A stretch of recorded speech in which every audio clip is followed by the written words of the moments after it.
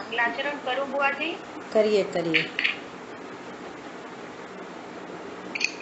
जी। बहुत बढ़िया।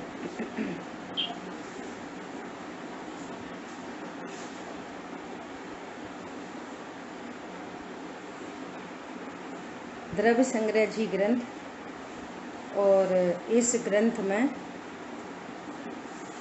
अपन चर्चा कर रहे हैं भाव आश्रमों के नाम और उनके भेद। गाथा नंबर 30 पर अपनी चर्चा चल रही है। पिछली क्लासों में अपन ने मिथ्यात्व के स्वरूप को समझा, अविरति के स्वरूप को समझा और प्रमाद के स्वरूप को समझा। एक बार फिर से थोड़ी सी रिकॉलिंग करेंगे कि वास्तव में मिथ्यात्व क्या है।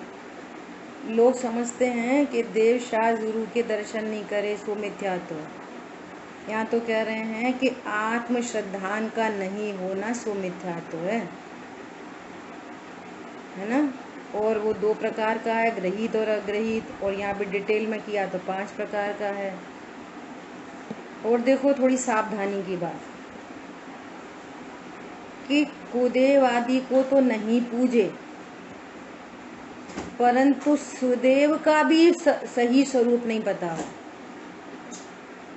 तो भी मिथ्यात्व है। क्या बोला? वो कुदेवादि को तो पूजने जाता नहीं है, सुदेवादि के पास ही जाता है, परंतु देव शास्त्र गुरु के स्वरूप का ही भान नहीं है तो भी ग्रहित मिथ्या चल रहा है, अग्रहित तो भी दूर है ना। ऐसे समझना अविरति के बारे में। बाहर में भले ही व्रतों का पालन करे लेकिन दूसरी कक्षाएं नहीं टूटी हो।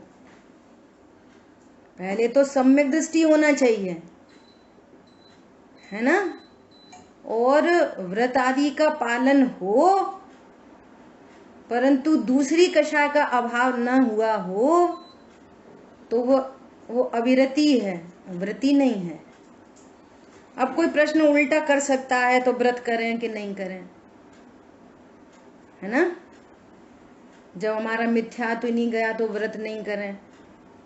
तो कहते हैं कि भैया आगे आगे बढ़ो, नीचे गिरने की बात नहीं करो। तुम्हारे को सम्यक तो है नहीं है, वीतरागता है नहीं है, और व्रत आदि के भाव कोई करता नहीं है, उसको तो उत्पन्न होते हैं मंद कषाय रूप भाव। और यदि मंद कषाय रूप भी नहीं होंगे तो एकांत अशुभ बचेगा, और अशुभ का फल तो बहुत बुरा है ना। इसलिए जो जहां खड़ा है, शुभ में खड़ा हो कि अशुभ में खड़ा हो, उसको हटाने मिलाने की, नया मिथ्यात्व लेने की यहाँ से आवश्यकता नहीं है। यहाँ तो राइट नॉलेज करो कि अविरति किसको कहना, व्रति किसको कहना। यहाँ तो राइट नॉलेज की बात है। परिणाम हटाने मिलाने कम ज्यादा करने का मैटर नहीं है। कोई तत्व ज्ञान से रहित जीव भी उसके जीवन में यदि पूजा पाठ व्रत नियम संयम दिखाई देते हैं तो ये समझना कि हम बाहरी लेवल से तो कहते हैं कि ये व्रती है, लेकिन सम्यक्त के हुए बिना वो अविरति है। नंबर 1। नंबर दूसरी बात कि हमको दूसरे को लाइसेंस नहीं देना।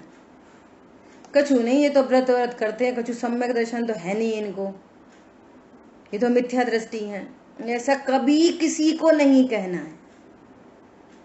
अपनी परिणति में कुछ नियम संयम यदि आ जाएं और तत्व ज्ञान से रहित है और अपने को भ्रम होता हो कि मैं व्रती हो गया, तो उस भ्रम को तोड़ने की बात है। अरे इतना मात्र तो व्रत कहा नहीं जिन शासन में।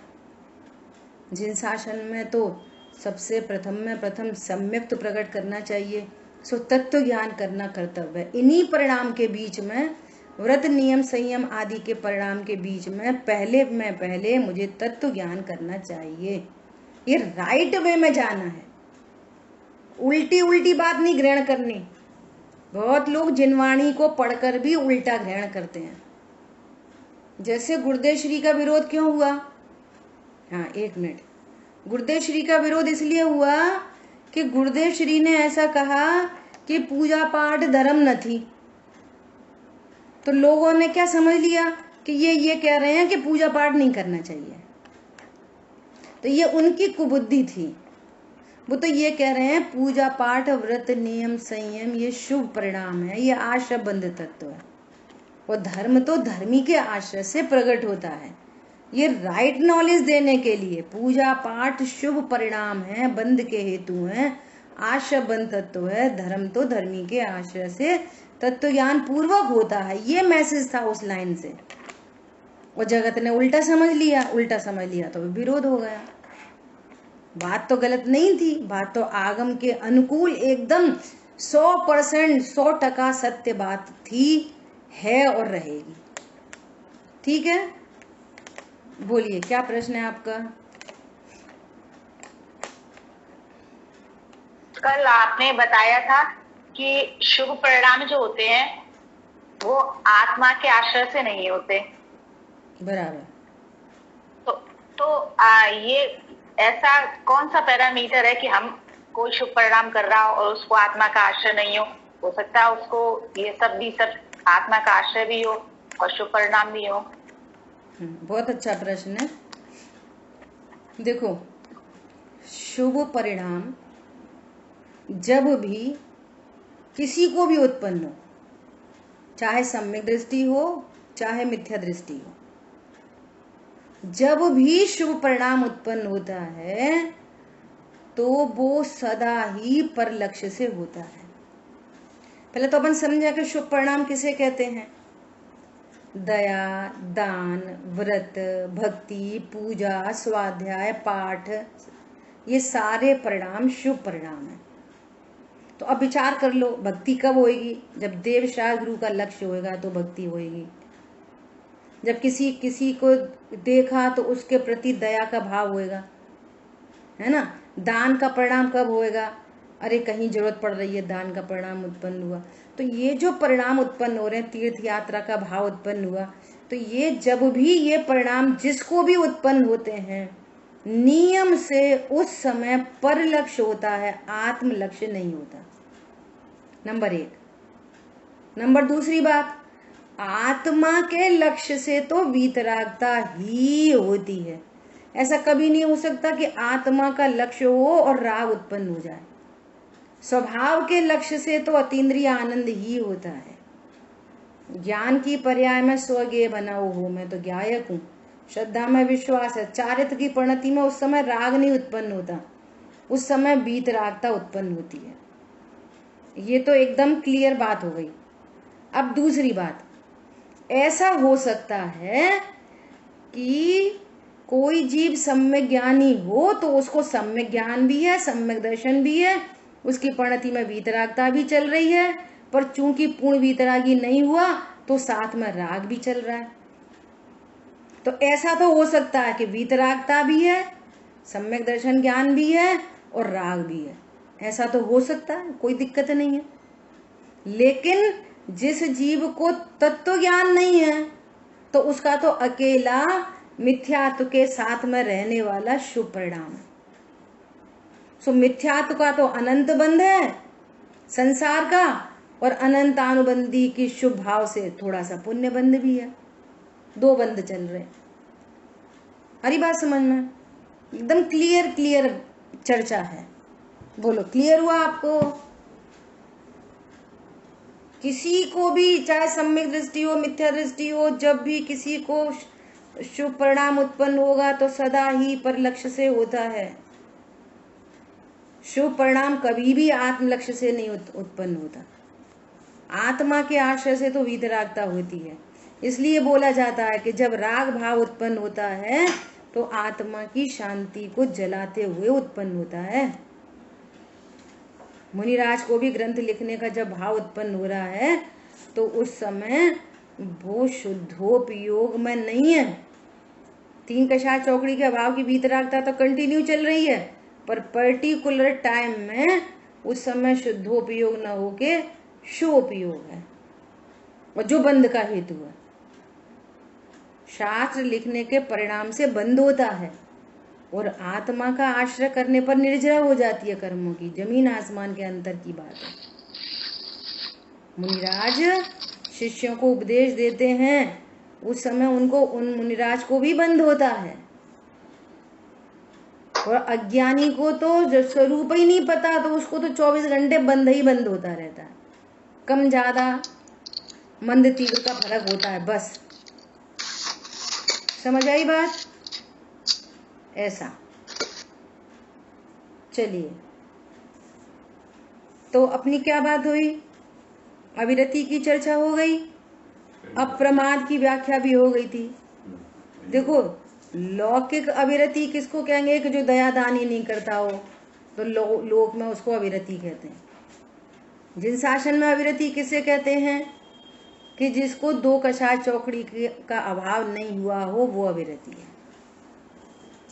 1 कषाय चौकड़ी का अभाव होने पर भी जो दया दान व्रत भक्ति के परिणाम है, वहां पर भी अविरति है।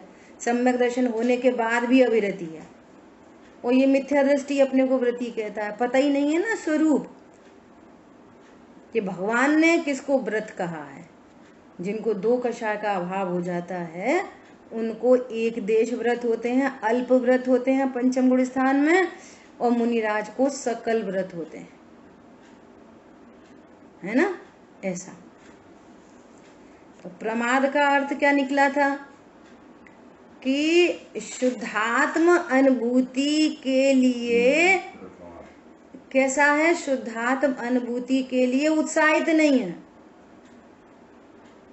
जो पापों में उत्साहित है उनकी तो बात ही क्या करो, लेकिन जो पूजा पाठ व्रत नियम भक्ति में भी जो उत्साहित है, वो भी प्रमादी है।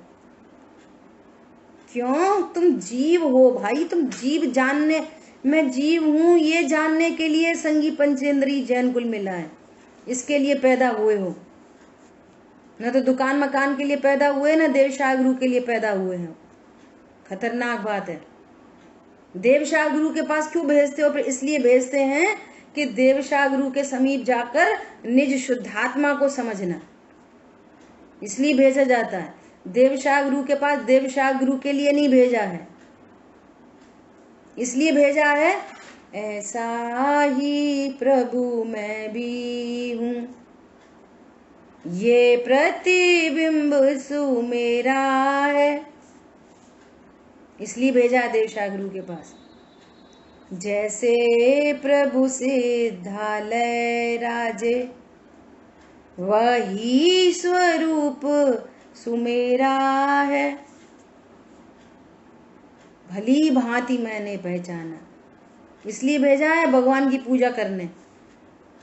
भगवान की पूजा करते रहो और अपने को स्त्री पुरुष जानते रहो, ये रॉन्ग वे है, ये राइट वे में नहीं है। ठीक है? किसी को प्रॉब्लम तो नहीं हो रही इतनी सब बातें समझने में? पूछ सकते हैं आप। आगे की चर्चा करें? देखो, अब चर्चा आ रही है योग। जो प्रमाद है ना, प्रमत्त गुणस्थान, 6वां गुणस्थान, उस 6वें गुणस्थान में संजुलन संबंधी कषाय का उदय होता है। संजुलन संबंधी कषाय, तो संजुलन संबंधी कषाय के उदय में क्या होता है? प्रमत्त गुणस्थान, तो 28 मूल गुण के पालन होते हैं। उसको क्या कह रहे हैं जिनागम में? ये प्रमत्त दशा है। और जैसे 7वां गुणस्थान होता है निर्विकल अनुभूति का, ये अप्रमत्त दशा है। विचार करो, मुनिराज के 28 मूल गुण के पालन को प्रमाद कह रहे हैं, लापरवाही कह रहे हैं, तो निचले गुणस्थान की कौन बात करे? ठीक है? अब देखो योग, कर्माश्रव के हेतुभूत आत्म प्रदेशों के, आत्मा के प्रदेशों का परस्पंदन होना सो योग है। इसकी चर्चा अपन पहले भी बहुत कर चुके। देखो, इस योग का परिचय व्यवहार से, मन वचन काय से देते हैं।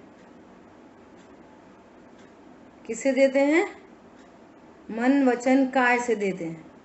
काय का हिलना, उंगली का हिलना और दंतालू का हिलना, ये योग नहीं है वास्तव में। योग क्या है? आत्म प्रदेशों का परस्पंदन। इतनी गजब गजब की टेक्नोलॉजी है कि बस क्या बताएं। आत्म प्रदेशों का परिस्पंदन को योग कहते हैं। कल चर्चा बहुत अच्छे से हो गई थी, कल की परसों। जैसे कोई व्यक्ति मंदिर जा रहा है, कोई व्यक्ति मंदिर जा रहा है तो शरीर की हलन चलन की क्रिया हो रही है ना? पैर हिल रहे, हाथ हिल रहे, दूसरी बॉडी भी हिल रही। ये योग नहीं है, ये शरीर का परिणमन है।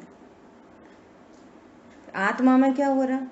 जो आत्म प्रदेशों में कंपन हो रहा है उसका नाम योग है। क्या बोला? जो आत्म प्रदेशों में कंपन हो रहा है उसका नाम योग है। अब देखो, एक मिथ्या दृष्टि चल रहा है तो उसका योग अलग प्रकार का है। बहुत अच्छे से सुनना ध्यान से। एक मिथ्या दृष्टि जीव, एक सम्यक दृष्टि जीव, एक पंचम गुण स्थानवर्ती जीव, 3 प्रकार के जीव हैं, है ना? अब इन 3 प्रकार के जीवों के पास कौन कौन से आश्रम हैं और कौन कौन से मिट गए? कोई बता सकता है? पहले गुण स्थानवर्ती जीव के पास कितने आश्रम हैं जिनकी चर्चा चल रही है? 5 प्रकार के आश्रमों में कितने आश्रम हैं? पहले गुण स्थानवर्ती के पास, अज्ञानी मिथ्या दृष्टि के पास, बोलो कौन बताएगा? सब है, सब है ना? पांचों ही है, पांचों ही हैं, बराबर। चौथे गुण स्थानवर्ती के पास मिथ्यात्व और अविरति नहीं है। नहीं, मिथ्यात्व और अनंतानुबंधी को छोड़कर बाकी सब हैं। 4 हैं, अविरति, प्रमाद, है ना? हाँ, मिथ्यात्व है ना? और पंचम गुण स्थानवर्ती के पास मिथ्यात्व और अविरति नहीं, मिथ्यात्व और अविरति नहीं है ना? नहीं है। और बाकी कषाय और चौकड़ी का प्रमाद, कषाय और योग है। ठीक है? 3 चौकड़ी का भाव है, 2 कषाय का अभाव है। पंचम गुण स्थानवर्ती को 2 कषाय का अभाव है और 2 का सद्भाव है। कौन कौन सा? प्रत्याख्यान और संजुलन है, और योग तो सबको ही है। योग तो अनंत भगवान को भी है। अब देखो, 3 के 3 जीव मंदिर जा रहे हैं, 3 के 3, तो शरीर का परिणमन कैसा है तीनों का? तीनों ऐसे ही चलेंगे पैरों से जैसे दुनिया चलती है, हाथ भी हिलते होंगे, शरीर भी हिलता होगा। अब सुनना बहुत ध्यान से, वेद विज्ञान की जबरदस्त चर्चा है। तो शरीर की क्रिया तो बाहर से देखेंगे तीनों की एक जैसी है, और गजब की बात है, तीनों का योग अलग अलग है, 8 प्रदेशों का परिस्पंदन अलग अलग है। मिथ्यादर्शी को परिस्पंदन कैसा हो रहा है? ऐसा हो रहा है, योग की क्या परिभाषा है? कर्माश्रव के हेतुभूत 8 प्रदेशों का परिस्पंदन। कैसा परिस्पंदन हो रहा है कि इस परिस्पंदन में मिथ्यात्व, अवृत्ति, प्रमाद, कषाय सब प्रकार के पुद्गल परमाणु का अट्रैक्शन हो रहा है। ये ऐसी मैग्नेट है। पहले गुण स्थानवर्ती को कौन कौन से कर्मों का आश्रय हो रहा है? सारे कर्मों का आश्रय हो रहा है, ऐसा योग है। लेकिन चतुर्थ गुण स्थानवर्ती को उसी गमन की क्रिया में, उसी गमन की क्रिया में क्या है? मिथ्यात्व अनंतानुबंधी का आश्रव नहीं है, अविरति, प्रमाद और कषाय का आश्रव है। और पंचम गुण स्थानवर्ती को उसी गमन की क्रिया में, देखो शरीर की क्रिया एक जैसी, योग सबका अलग अलग। उनको ऐसा योग नहीं है कि वो कि मिथ्यात्व के परमाणु को अट्रैक्ट कर ले। क्या लिखा है? कर्माश्रव के हेतुभूत 8 प्रदेशों का परिस्पंदन। पंचम गुण स्थानवर्ती को मिथ्यात्व अनंतानुबंधी भी नहीं है और अविरति भी नहीं है। तो जो नहीं है वैसा योग उन्हें होगा नहीं कि जो वो मिथ्यात्व के परमाणु को अट्रैक्ट कर ले। योग सबके अलग अलग हैं, गजब है। आ रही बात समझ में? तीनों के जीवों को भोजन की क्रिया हो रही है, तीनों के हाथ एक जैसे उठ रहे हैं, और होठ दंतालु जैसे हिल रहे हैं, सब चबा रहे हैं भोजन को। लेकिन योग, शरीर की क्रिया इज डिफरेंट एंड योग इज डिफरेंट। योग कैसा है? सबका योग अलग अलग है। एक का योग सर्व परमाणुओं को ग्रहण करने की शक्ति रखता है, और दूसरे का योग मिथ्यात्व को नहीं अट्रैक्ट करेगा, अनंतानुबंधी को अट्रैक्ट नहीं करेगा। और तीसरे का योग अविरति को भी नहीं अट्रैक्ट करेगा, न मिथ्यात्व, न अनंतानुबंधी, न अप्रत्याख्यान कषाय अर्थात अविरति के, उसको अट्रैक्ट नहीं करेगा। सबके योग अलग अलग हैं और बाहर में तीनों के तीनों भोजन करते हुए दिखाई दे रहे हैं। इसलिए शरीर की क्रिया अलग होती है और आठ प्रदेशों का परिस्पंदन अलग होता है। कोई दौड़ के आ रहा है तो वो दौड़ना योग नहीं है, वो तो शरीर की क्रिया है। और आठ प्रदेशों का उस वो परिस्पंदन एक अलग चीज है। लेकिन उस योग को कैसे दिखाएं, आठ प्रदेशों को कर परिस्पंदन? तो व्यवहार में ऐसी चर्चा चलती है तो सीधे सीधे मन वचन काय बोल देते हैं। पहले गुण स्थानवर्ती बोल रहा है मैं आत्मा हूं। योग कैसा है? आवाज एक जैसी आई, होठ दंतालु एक जैसे बोले। चौथा गुण स्थानवर्ती भी बोल रहा है मैं आत्मा हूं। पंचम गुण स्थानवर्ती भी बोल रहा है मैं आत्मा हूं। लेकिन शरीर की क्रिया एक जैसी, लेकिन योग सबका अलग अलग। सो ये आत्म प्रदेशों का परिस्पंद है। इसको व्यवहार न से बोलते हैं मन वचन काय का हिलना, एकदम व्यवहार न की कथनी है। जैसे योग की बात आए उनके निमित्त से बताया जाता है। वास्तव में शरीर के हिलने डुलने को, शरीर के मूवमेंट को योग नहीं कहते। शरीर का परिणमन न्यारा वो भिन्न द्रव्य है, और आत्मा का परिणमन न्यारा वो भिन्न द्रव्य है। आत्मा का योग न्यारा और शरीर का हलन चलन न्यारा। 28 मूलों का निरंतरी चार पालन हो, ईर्या समिति से चलें, भाषा समिति से बोलें। और योग कैसा है? मिथ्यात्व का बंद हो रहा है। और भावलिंगी संत कदाचित ऐसा बोलें, हे आत्मघाती, ऐसे वचन आ जाए, हे आत्मघाती दुरात्मन। समझसार जी में लिखे, संस्कृत में लिखे अमृतचंद आचार्य भगवान ने। तो भी भाषा समिति है, तो भी आठ प्रदेशों का ऐसा परिस्पंदन नहीं है जो मिथ्यात्व, अनंतानुबंधी, अविरति और प्रत्याख्यान का बंद करा दे। इसलिए बाहर से तो बहुत कुछ लेना देना नहीं, निमित्त नैमित्तिक संबंध की चर्चा बहुत है, लेकिन हमको वस्तु स्वरूप समझना चाहिए। आ रही है बात समझ में? जो किसी जीव ने कभी जिनागम सुना पड़ा नहीं हो तो वो तो एकांत रूप से ऐसे ही समझता है मैं स्त्री हूं, पुरुष हूं, ऐसे ही समझता है, मेरे दुकान मकान घर बच्चे हैं, ऐसा ही कहता है, ऐसा ही जानता है, ऐसा ही मानता है। और जब स्वाध्याय करते हैं तो बात थोड़ी थोड़ी ख्याल में आती है तो उसकी कथनी बदलती है। सबसे पहले बोलता है नहीं मैं जीव हूँ, शुद्ध आत्मा मेरा नाम, मात्र जानना मेरा। बच्चा बच्चा बोलने लगता है पाठशाला का, लेकिन परंतु अभी भी वो मानता यही है कि मैं पुरुष हूँ, मैं स्त्री हूँ, मेरा घर है, मेरे बच्चे हैं। परंतु उसको भाषा बदल जाती है, सही सही बोलना शुरू कर देता है। लगता यही है कि मैं पत्नी हूँ, लगता यही है मैं स्त्री हूँ, मैं करता हूँ। और फिर इसी सत्य बात की बार बार स्वीकृति से वो एक निर्णय करता है तो उसके वचन भी बदल जाते हैं और उसको लगना, मिथ्या लगना भी बंद हो जाता है। तब ये सम्यक ज्ञानी बनता है। समझ आई बात? ऐसी अद्भुत बात है। वो कहता भी है कि मैं आत्मा हूं और उसको लगता भी है मैं आत्मा हूं।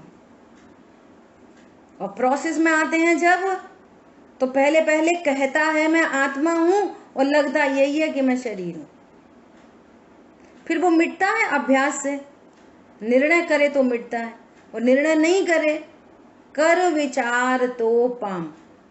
विचार करे तो प्राप्ति होती है, विचार नहीं करे तो पर कहते कहते ही रह जाते हैं बहुत से जीव। मानते यही है, मेरा लड़का हूँ, लड़की हूँ, मेरा घर है, मेरा मकान है, मेरी शादी हुई, मेरे बच्चे हुए, ये अच्छा करो, धन कमाओ, उससे सुखी होंगे। लगता वही है। तो ये कहने सुनने का मार्ग नहीं है, लगने का मार्ग है। लगता क्या है आपको? समझ आई बात? तो ये अपन ने चर्चा की योग की। अब देखो, योग में मिथ्यात्व में अंतर है। योग क्या है? योग है आत्म प्रदेशों का परिस्पंदन, जिससे कर्म का आश्रय होता है, कर्म अट्रैक्ट होते हैं। बस योग का काम तो इतना ही है, अट्रैक्ट करना। लेकिन उनका बंधन अकॉर्डिंग टू कषाय होता है। उनका बंधन मिथ्यात्व होगा तो मिथ्यात्व के परमाणु अट्रैक्ट होंगे और मिथ्यात्व रूप परिणमित होंगे। अनंतानुबंधी होगी तो अनंतानुबंधी संबंधी योग से अट्रैक्ट होंगे और अनंतानुबंधी का बंद हो जाएगा, वो कषाय से। समझ में आई बात? ऐसा।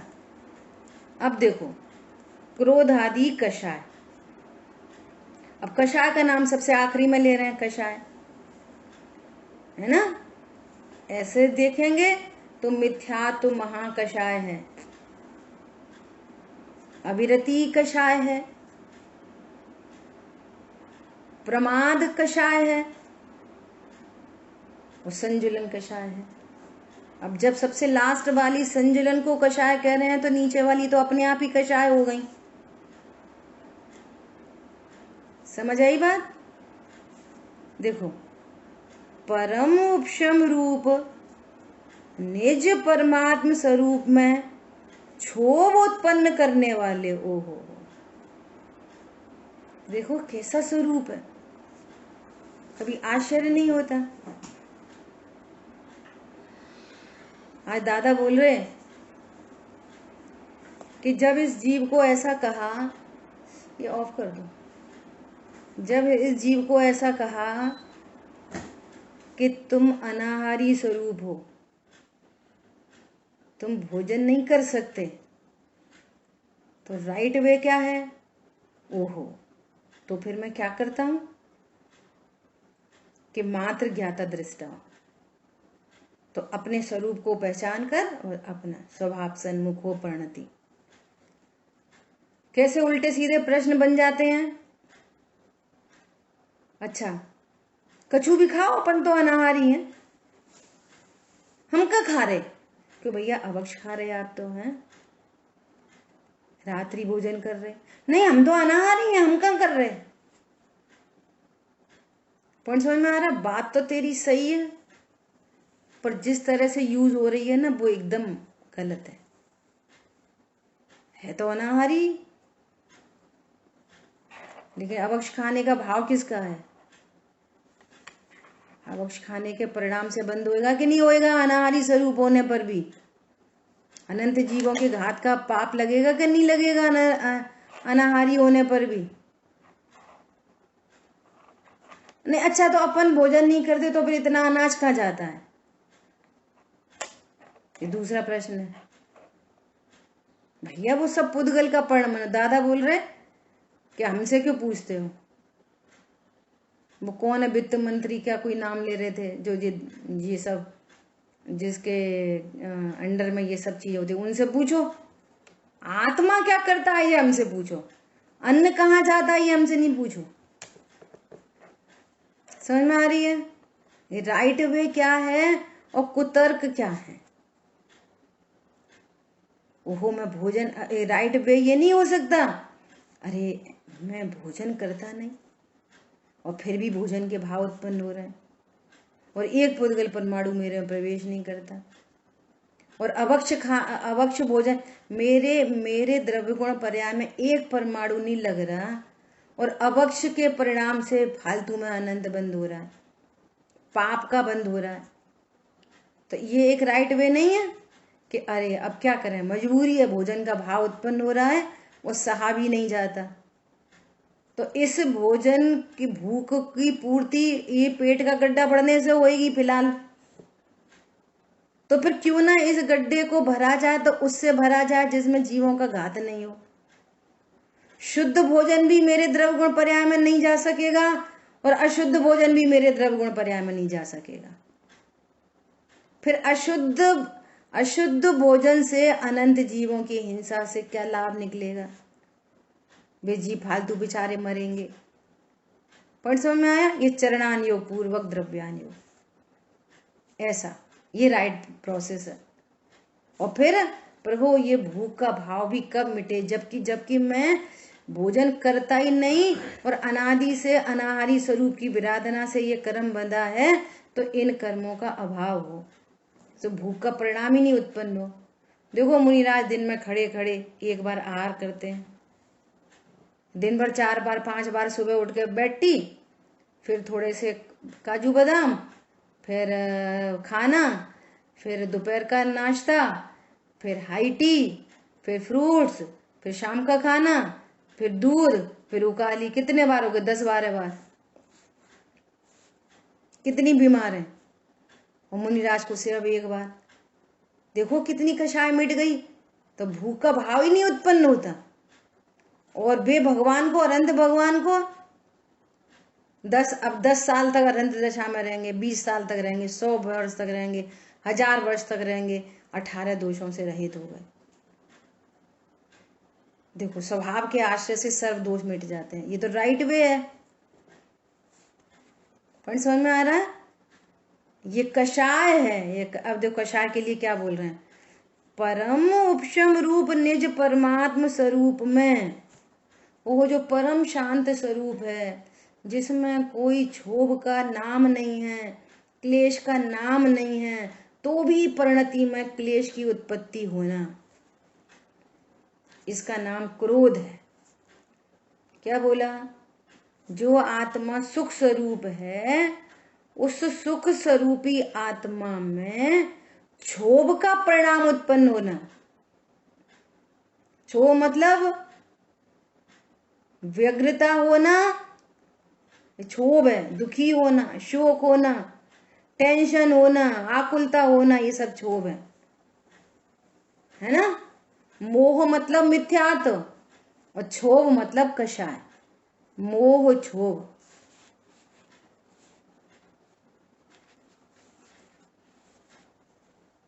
पंडित साहब की ये कोई स्थिति में लाइन आती है, मोह क्षोभ से रहित,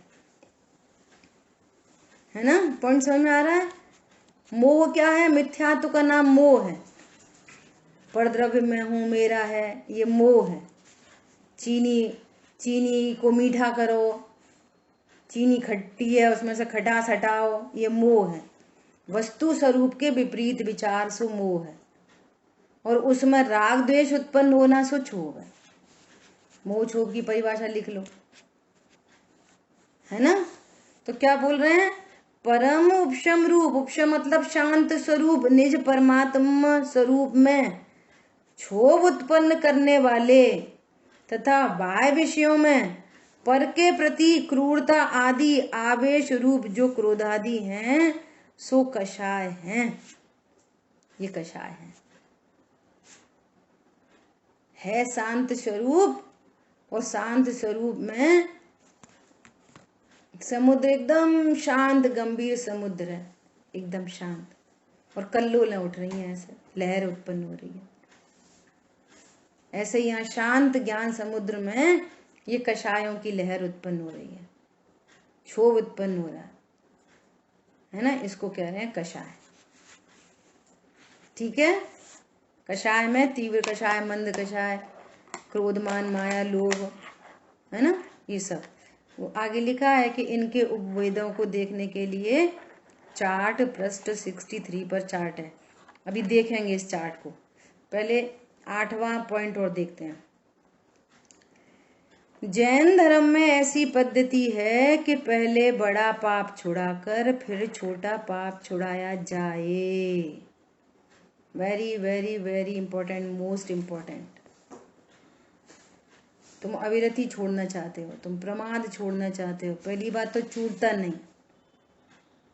महापाप रख के तुम अविरति प्रमाद छोड़ लोगे, कषाय छोड़ लोगे महाकषाय को रखते हुए। बड़ा पाप रखा है और छोटा पाप छुड़ा रहे हैं। पता है टोडरमल जी ने कैसी कैसी बातें लिखी हैं कि रात्रि भोजन का त्याग करे और परस्त्री गमन करे। क्या बोला? इस बात को समझने के लिए बोलो कौन सा बड़ा पाप है? परस्त्री गमन बड़ा पाप है कि रात्रि भोजन बड़ा पाप है? पाप तो सारे ही छोड़ने योग्य हैं, लेकिन पहले कौन सा छोड़े? पानी छान के पीने लगे और मांसाहार कर रहे हैं। तो तेरे पानी छानने का क्या मतलब है? नहीं, हम पानी छान के पीते हैं, वो दारू पीते हैं। समझ में आ रही है बात? ये मोह ऐसा मांसाहार, दारू पीने जैसा परस्त्री गमन से भी बड़ा पाप है, उससे भी बड़ा पाप है। उसका बंध अल्प है और मिथ्यात्व का बंध अनंत गुना है। ये वाली बात जगत में हर को समझ में नहीं आती है। उसका लॉजिक है, लॉजिक। तुम खुद को तो जानते नहीं, और ये अनंत पुद्गल में ये शरीर को मैं कहते हो, तो अनंत परमाणु को मैं कहते हो, अनंत पुद्गल परमाणु के कार्य को अपना कार्य कहते हो, तो अनंत पाप नहीं हो गया? 1 रुपए का चोर और अनंत का चोर, डकैत। यहाँ अनंत पुद्गल परमाणु है। ये जो घर दुकान मकान है अनंत पुद्गल परमाणु है, और तुम कहते हो कि ये मेरा है। लौकिक में आपने घर बनाया और एक आदमी आके ऐसा बोले ये घर तो मेरा है, तो लोक में पुलिस पकड़ ले जाएगी। पराई चीज को कोई अपना कहने लगे तो, पर स्त्री को कोई अपना कहने लगे तो लोक में पुलिस पकड़ ले जाएगी। ये पारलौकिक बात है।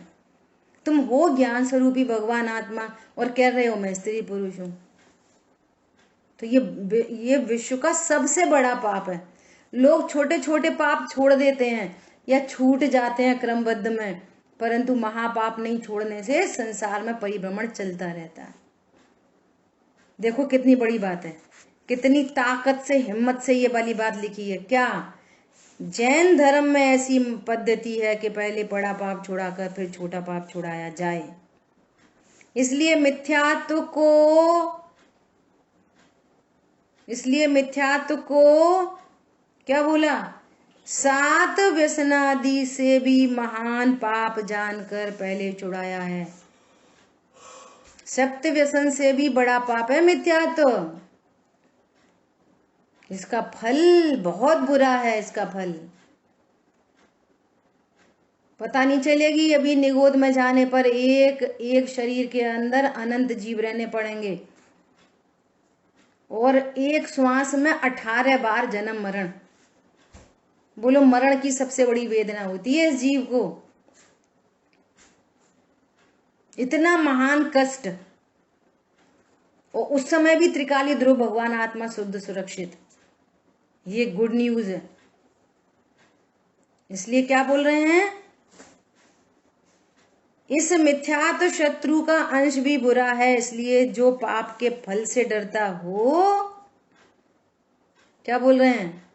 नहीं भैया ऐसा झूठ चोरी कुशील का फल अच्छा नहीं है, तो क्या करें? जो पाप के फल से डरता हो तथा अपनी आत्मा को दुख समुद्र में न डुबाना चाहता हो, वह जीव इस मिथ्यात्व पाप को अवश्य छोड़े, सबसे पहले छोड़े। ठीक है? मिथ्यात्व संबंधी भूलें की चर्चा अपन 9वें पॉइंट की कल करेंगे। समय अपना हुआ है।